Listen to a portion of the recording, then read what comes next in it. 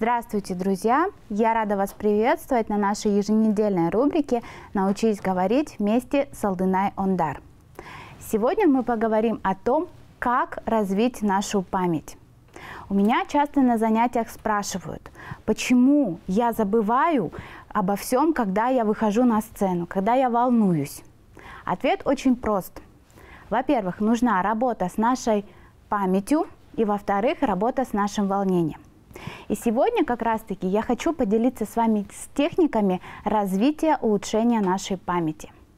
Итак, техника номер 1 называется ассоциация и образы.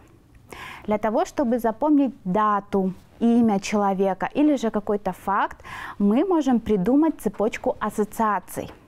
Ну, например, вашего нового знакомого зовут Александр. И для того, чтобы запомнить это имя, вы вспоминаете, ага, моего одноклассника в 5 классе, с которым мы сидели за одной партой, также звали Александр. И таким образом, когда вы будете видеть вашего нового знакомого, вы будете вспоминать вашего одноклассника. Техника номер 2 называется математический счет. Японский ученый Рюта Кавашима доказал эффективность простых арифметических действий. Он доказал, что когда мы вычисляем, умножаем, делим, то есть делаем простые математические вычисления, у нас активно работает кора мозга, которая ответственна за память. Поэтому рекомендую каждый день делать какие-либо вычисления без калькулятора, друзья. Техника номер 3. Чтение вслух. Для того, чтобы запомнить информацию, нужно, во-первых, читать ее медленно, вдумчиво, и, во-вторых, делать это вслух. Потому что, когда мы читаем вслух, либо пересказываем, у нас работает 2 канала памяти. Это, во-первых, зрительный канал и слуховой. Поэтому запоминается информация гораздо лучше. Техника номер 4. Ведите дневник благодарностей. Очень интересная техника. Записывайте туда все самое хорошее, что произошло с вами в течение дня.